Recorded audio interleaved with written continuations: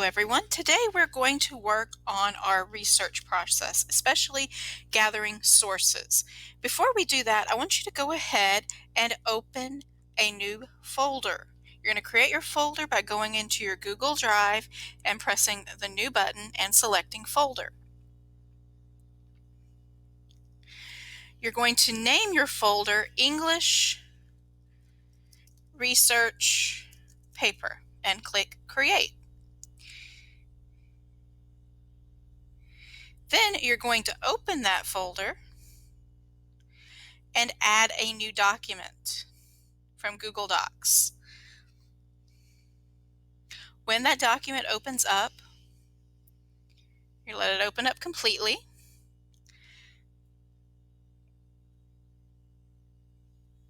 And you're going to name it Sources. Now, we're not going to work with the Sources page right this instant.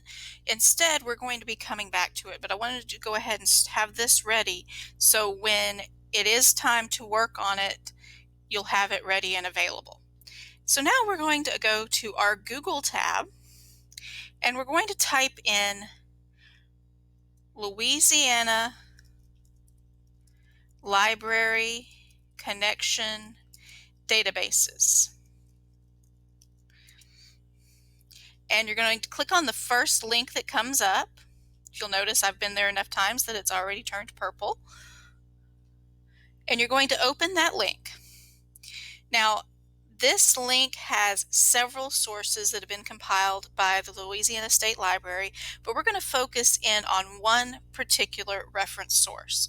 We're going to scroll down until we get to EBSCOHost. We're not going to click on the first EBSCOHost that's right here for Book Index with reviews. We're going to scroll down until we see the actual heading that says EBSCOHost, and we're going to click on that.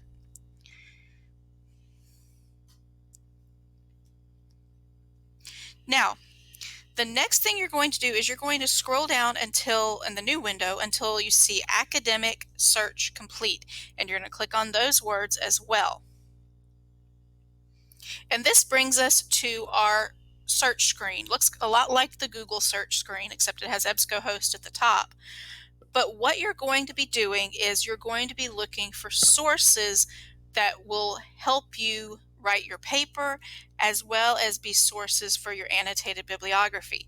Now, you're going to need 6 sources to complete your annotated bibliography. Your annotated bibliography will cover 1 bibliography page for each source. So as you're going through the process, you're looking for sources first. You're not even necessarily reading through the sources yet. You're simply looking for sources. So in the screen that comes up, you're thinking, oh, okay, I'll go ahead and type in my search option. Not yet. Before you do that, I want you to scroll down where it says Search Options and where it says Limit Your Results to Full Text. I want you to click there because you're going to want the full text option. And if you notice, it's now checked. So remember that your research project deals with a career that you are interested in. So I'm going to look for career teacher. Some of you might type in career barber or career nurse. And we're going to click search, see what happens.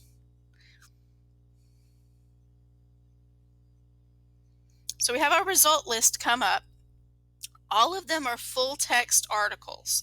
The reason you want a full text article is some of the sources EBSCO does not have access to the full text, and to be able to cite from them and to be able to use them for your annotated bibliographies, you really need to have access to the full text of the article.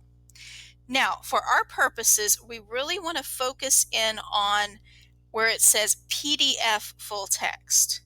The reason you want to focus in on PDF full text is that sometimes when it comes time to saving the HTML full text, it looks like symbols on a screen.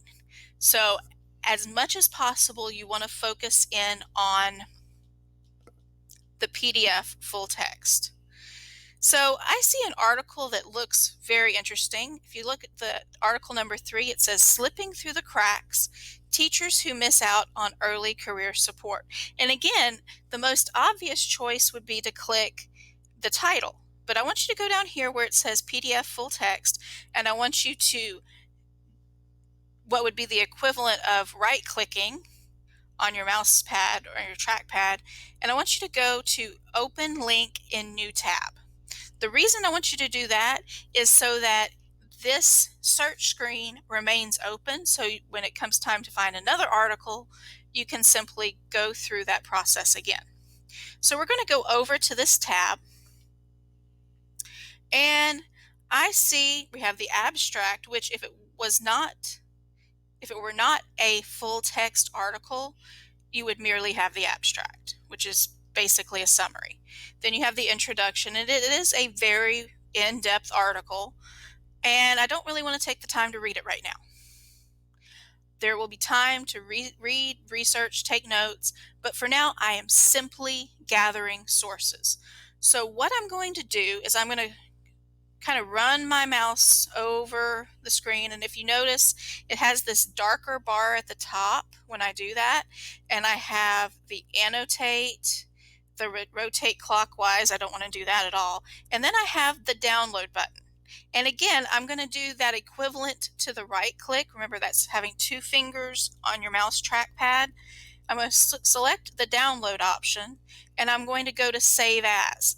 If I were to click just the download option, it would save it in my Google Drive, but it wouldn't put it in the folder that I want it to be located in. So we're going to go to Save As.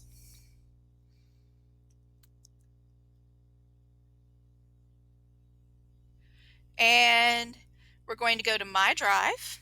We're going to find our English research paper folder.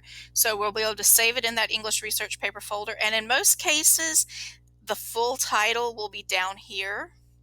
And so we will simply go to over here and click the blue Save button.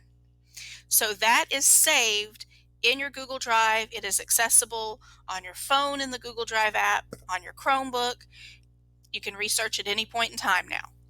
Now, not only do we need to do that, but since it is going to be one of the articles that I'm going to look at for my research, I want to be able to have my citation ready for my Works Cited page as well as my annotated bibliography. So I'm going to go over here where these lovely icons are. You have the Google Drive icon, the print icon, the email icon, but here's this yellow, what looks like a piece of paper with writing on it icon, and it says Cite when I hover over it. I'm going to click that button, and you can left click it or do the single finger click. And I'm going to want to look for MLA over here where the letters are listed, the acronyms are listed. I'm going to scroll down until I see MLA.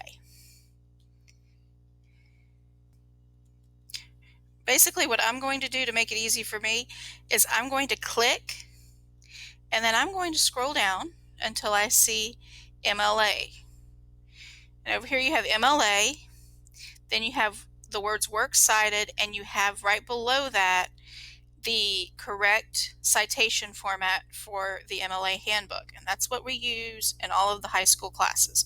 When you get to college, in English, you're probably going to continue to use MLA, but in some of the others, you might use Chicago or you might use APA format. So we're going to highlight what's written under the Works Cited, and I'm going to press the Control key and the C for copy. And then I'm going to go back to that sources document. Remember we opened that sources document and renamed it? So I'm going to click on that, and I'm going to click and press Control and the V. Now this isn't the final format you're going to want your Works Cited or your annotated bibliography citation to be in, but for right now we're just gathering information. So this is kind of like a rough draft of your sources page. So you've found a source, you've saved a source, and you've cited that source in your source page. So now I want you to go and find all 6 of your sources doing that same process. Remember, you can go back and watch this video as needed. And if you need any help, just let me know.